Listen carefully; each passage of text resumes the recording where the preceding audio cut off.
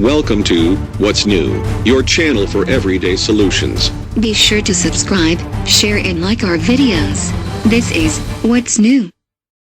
Heart and asthma monitors? There's an app for that. By CAROL Pogash. Berkeley, California. He could have been surfing in Cabo.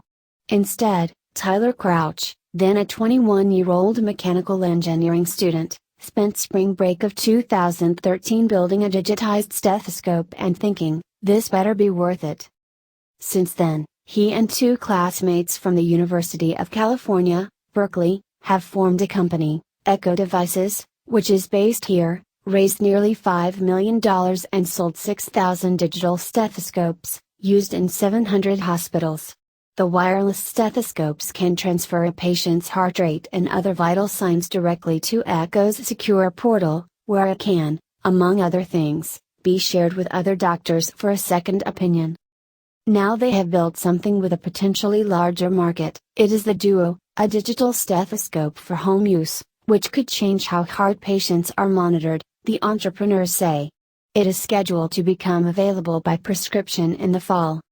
The product, which fits in your hand, combines electrocardiogram, or EKG, readings and heart sounds into a device that allows patients to monitor their health at home and send data to their physicians.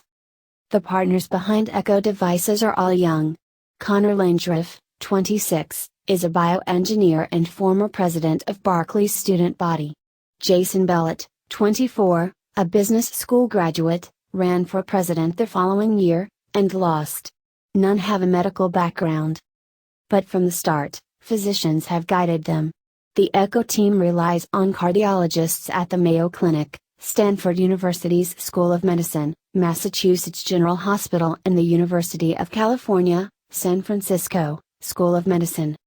The Duo gives at-home heart patients a cardiology-level exam, said Dr. M.E.B. Batt, Director of Outpatient Cardiology at MGH and an Assistant Professor of Medicine at Harvard University.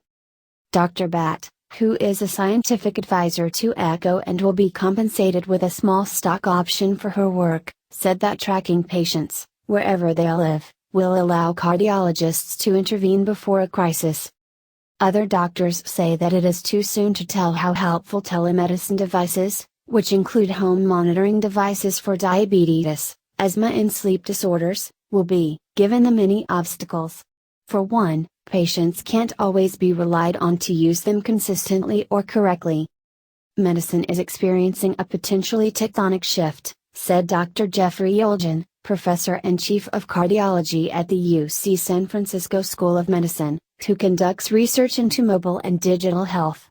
There is a huge amount of venture investment in these kinds of things.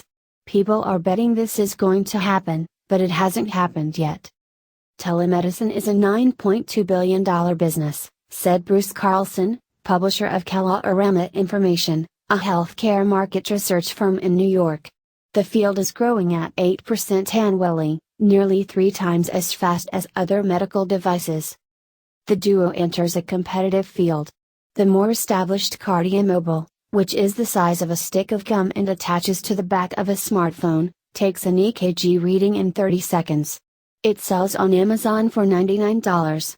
This spring, AliveCor, the maker of the device, received over $30 million in funding, including an undisclosed amount from the Mayo Clinic, which is collaborating with the company on development of its devices.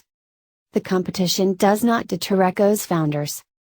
Mr. Bellett said the Duo could become Shazam for the heartbeat, referring to the hugely popular song identification app.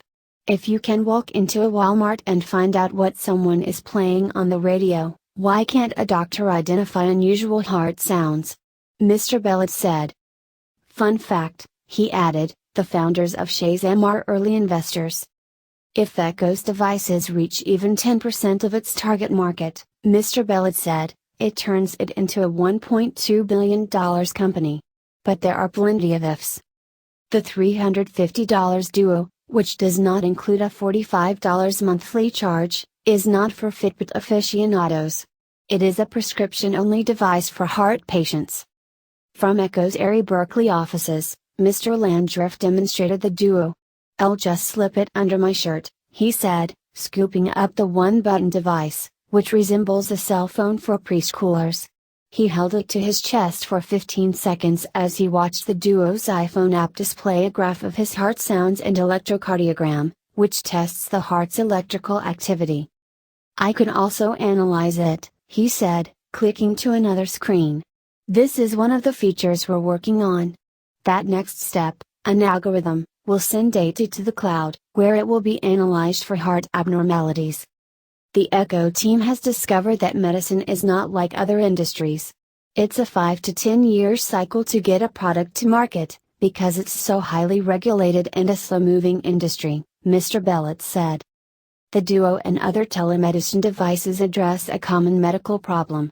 "There is a black space," said Dr. Robert Pearl, a lecturer on healthcare policy at Stanford University's Medical and Business Schools and, until recently, the chief executive of Kaiser Permanente Medical Group, which represents 10,000 physicians. "Many small companies are developing devices for home monitoring," he said, "but doctors do not want continuous information. They only want to know when there's a problem," Dr. Pearl said. Physicians tend to want more time talking to patients and less time scanning screens, and some of them are tech-averse. "Some doctors are still faxing prescriptions," Mr. Bellet said. "Telemedicine data must seamlessly reach patients' records, which is something he and his partners are working on," he said. "And insurance companies must agree to reimbursement, another work in progress." Dr. Oljan, the UC San Francisco cardiologist, said he believed very strongly that it's not enough to do consumer-grade evaluations of telemedicine devices. They should be held up to the same level as drugs, because there are always unintended consequences, he said. The market potential for products that address heart failure is great. The Centers for Disease Control and Prevention estimates that 610,000 people die of heart failure in the United States every year, making it the leading cause of death. Half of heart failure patients who leave a hospital return within 6 months. They keep tabs on themselves by weighing themselves daily, looking for sudden weight gain that can mean water retention, a sign the heart is not functioning properly. The duo received clearance in May from the Food and Drug Administration, and the new device will ship in the fall. Over the next 2 years, the company will participate in 2 studies at UC San Francisco. "If you compare Eko to Uber, it looks like we're moving at a snail's pace," Mr. Bellet said. "But if you look at healthcare as a whole, we're actually making quite a splash." Travi Shetty, a Berkeley classmate and friend of Mr. Landriff's, has followed a similar path as the Eko Devices team. For her senior design project in bioengineering, she built a device for asthma patients. 5 years later, she is chief executive of Knox Medical Diagnostics, a San Francisco startup that has developed a device for children with asthma to monitor their health at home, sending results to a smartphone app. She said her device, called the Eris, replaces the commonly used peak flow meter, which she said, doesn't show what's fully going on in children's lungs. Her product is undergoing testing at the UC San Francisco School of Medicine, where the Pediatric Pulmonology Department is helping with development and funding.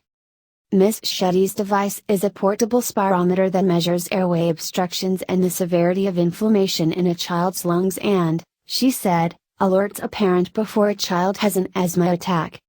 More than 8% of children in the United States have asthma, according to the CDC, while they are a fourth of all asthma patients in the nation. A study conducted in 2010 found that children make up nearly a third of asthma patients who are hospitalized annually. After testing her device with asthmatic children, Ms. Shetty added a video game to the app, to encourage young patients to use the device effectively while keeping them engaged. Some 6-year-olds are able to understand better what's going on with the app than the adults, she said. In November, the Eris will become available for research purposes, she said, for $99 plus a $10 monthly subscription for the mobile application. She expects to seek clearance from the Food and Drug Administration later this year. Welcome to What's New, your channel for everyday solutions. Be sure to subscribe, share and like our videos. This is What's New.